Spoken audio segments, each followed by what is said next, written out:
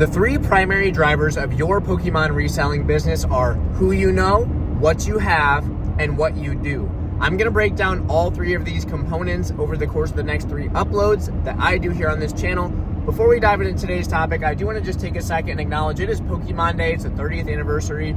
I would be remiss not to at least make mention of the fact that Pokemon has been such a joy in my life personally, and I think that the same is probably true for you if you're watching this. Whether you're building a collection that you will not hate in 5 years, or you're trying to build a business that can do something productive for your family, or you're just trying to orient yourself between the two. I think that we can all agree here in this space that, through its ups and downs, and whether we like a new set release or we don't like a new set release, or whether what we're doing is work or fun, Pokemon has been a constant in our lives for up to 30 years.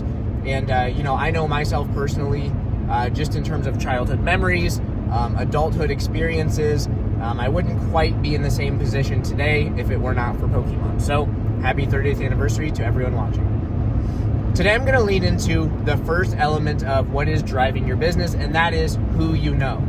A technical way of defining this is your network. So the people who you associate with, the people who you have connections with, who may also have connections with other people. Your network, in my opinion, is the single most powerful engine your business has. And that's because people can take you places that money can't. Together, we can go further than we can alone. So let's talk about what your network is currently doing for you and how you might be able to utilize it effectively to create win-win situations. I've talked at great length on this channel about how win-win situations are the best way to get ahead in business. Nobody, if you are trying to do a situation that only benefits you, then you are inevitably leaving a stain on your interaction and thereby your impression on another individual in the space. And it's best to avoid that whenever possible, because you can always get more money, right? Money is, sometimes easily lost, sometimes easily gained.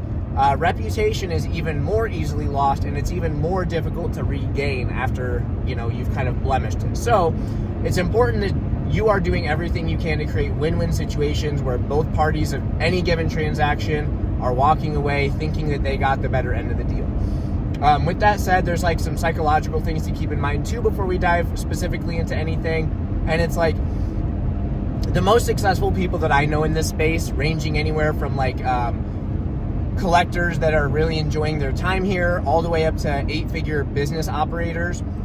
It's that they're not afraid to face the fact that other people are making money off of the transactions they participate in. And that's across the board.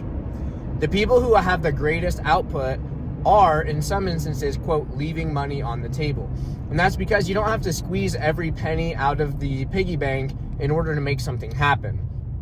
And as a matter of fact, you're going to find much more repeatable business and much more willing participants in your transactions if they are also receiving some type of upside. An example given.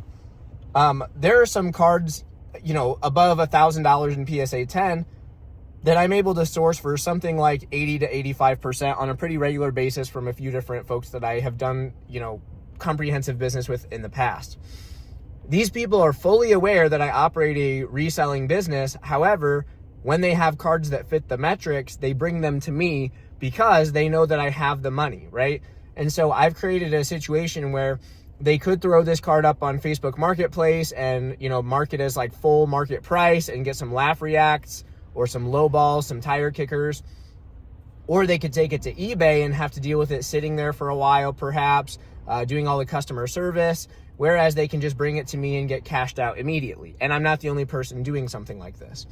With that said, they know full well that I am taking that card elsewhere and making money off of it as well. Not as much, presumably, as they are, but they are, in a sense, leaving money on the table, if you follow that. So, with that said, I have all of these people, and it's not like there are hundreds at this time, but there's a solid handful of people that come to me on a pretty regular basis. I'm doing monthly business with the same individuals. There's not a whole lot of new faces that pop up, selling to Pikachu collectibles, and that is not a flaw, it's a function in the way that I see it. And that's because I would rather have a few people that are reliable and they ship their items to me when they say they're going to ship them. They're not going to scam me out of my money. And they know that I'm also going to be providing that same type of experience. And the more people we do that with, the larger our network grows. And here's where networking becomes important. The more people you have in your network, the more accessibility you have to money-making opportunities. That also benefits the other parties because, the same thing applies to them. The greater their network becomes, the more money-making opportunities they have. And collectors, I'll speak to you throughout this too. It's like the more people that you have connections with, the more opportunities might come to you. Like, I'll give an example.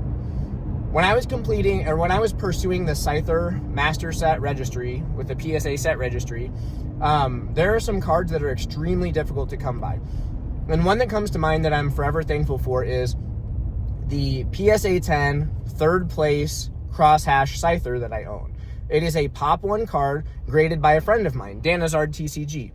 He has a pretty nice YouTube channel and he's a splendid human being. So I would recommend reaching out to him with any of your questions, comments, concerns, or just for a friendly conversation. He is a person who does 6 figures in revenue as well. I think he actually runs a slightly larger reselling business than I do at this time. And so I have seen him offer gracious advice on a myriad of topics. And he does that to me as well. So he helps me out a ton. Well, he graded this card in PSA 10 and it's a Pop 1. So it's the only one that exists in that grade. And he knew that I was the Scyther collector out of all the people that we knew. And so he brought that card to me instead of listing it on his eBay. And we were able to make a deal. And so I get a chance to own that card that, is quite literally at this time irreplaceable. And that all came because I just happened to know the right person. And, at one point in time, I had an interested buyer for that card and the deal didn't work out. And I'm actually not super upset about still owning that card because I do have this association with a friend of mine who thought of me when he sold it. I do have that card up now for like $5,000 on eBay, but that's more or less a show and tell, which, there's plenty of cards like that on my eBay store. Not that I'd recommend that for yours. With that said, though, that's like a prime example of how your network can help you as a collector. And again, I think I did a pretty good job of illustrating it from the business perspective too. With that said too, it's not always just like a binary, like I buy, you sell, I buy. Like there's other aspects too. There's a lot of people in this space, and I think that, I can't recall exactly who says this, but it's like we are all playing in the same arena, but we're playing different games. So if we look at the Pokemon market as the arena in this example, we all kind of have our own little spin on what we do. I know some people that are really into optimizing via cracking slabs. So they'll find a card in a CGC case that might grade better at companies like PSA. And I do a bit of this for people through geminspectorllc, my pre-grading service. But it's like some people's whole business model, their bread and butter is just cracking slabs, resubmitting. So if I have a slab to sell and I think that it kind of falls into this category, well, I can probably work out the optimal deal with somebody who has an eye for that, right? So having a guy for every type of transaction that you might want to participate in is key. With that said as well, there's plenty of people that offer consignment. And so if you know people like Z&G Emporium who do consignment services on eBay, and then Catch 'em All Collectibles who does consignment through Fanatics, there are some cards that do better on these platforms respectively. So if you know about your wares, and that's kind of like what we'll talk about in the next video on this topic, then you can figure out who is the best option or what channel is going to be optimal for you to send your cards to. And that kind of helps you make the most informed decision because you have access to more people doing more things. That said as well, the same thing applies to like sealed product. If you come to me with a sealed products collection, I'm probably not going to be able to help you out that much because that's not really my territory.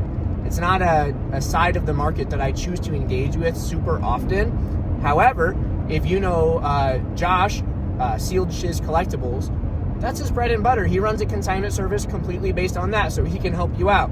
And if he thinks that your item is gonna do best to XYZ person instead of his consignment because it's hyper niche or something like that, I'm sure that he would point you in the right direction. Guess what? Your network just grew. So knowing the right people can help you get connected with even more right people. And so the bigger your network is, the more comprehensive and thorough you are going to be, which means that you're not going to be caught slipping, as little as possible. And that's kind of our goal. With that said, I'm sure that we've all had like a card that was worth, I'll give an example here. I recently bought a collection with a ton of EX Emerald reverse hollows. Well, I started listing my first batch of those, and one of the cards that I listed was a mud kit, and it's a really cool card. It's nice. I was looking up comps, and it appeared as though, PSA 9s or 8s were selling for in the $100 plus range. I had a pretty clean copy, so I just listed it for $95 on my eBay store, and it snap sold. Usually if that happens, what that implies is you probably could have gotten a little bit more for it. If a card sells instantly, that's the immediate thought that goes through my brain, and probably yours as well, and it's usually true. With that said, though, it's not like I canceled the order. It's just, if someone feels like they caught me slipping, so be it. In my opinion, that card would have graded a PSA 8, and so, after grading and stuff like that, grading and frictional fees, I feel like I didn't leave a lot of money on the table, but clearly somebody else felt differently, and that's okay. So, that type of situation, though, I think we could all unanimously agree is best to be avoided whenever possible. In my earlier days of selling, more dramatic examples of that occurred. For example, one time I sold a base set 2 Charizard that, again, in hindsight, probably would have graded an 8 or a 9, but this was back in 2020 when I wasn't super confident with the idea of grading cards at PSA. And so I just sold it raw on my eBay store, and I dramatically undersold it. As a matter of fact, looking back at that transaction in hindsight, I believe that what I was comping my price off of was, some deficit of a PSA 8, but I didn't know how to use eBay sold listings at the time. So I was just looking at auctions that had like a day left. And since I was relatively new to eBay, I just thought like, oh, well, if it's ending in a day, that's probably the price that, it's going to be pretty close to. And so I just subtracted grading fees and a couple bucks and sold it. Well, come to find out, a lot of the bidding typically happens on high value items or like high demand items in the last closing minutes, let alone day, right? So that was a mistake. I got caught slipping. Somebody got a good deal out there. But that's just kind of like you scrape your knee when you're a kid when you're riding your bike, so you learn what not to do. And the same thing is true for all of us. But through having a vast network and large amount of connections, we can make sure that all the cards and items that we have are going to the proper channels so that we don't get caught in a situation like that. So this is kind of like the TLDR. Your network is probably your most valuable asset. The more people you have positive relationships with, the more likely you are to have a positive experience operating within this space, whether you're running a reselling business or you're trying to grow a collection that you won't hate in 5 years. With that said, I appreciate all of you for watching. I hope you really enjoy your 30th anniversary experience. See you on the next one.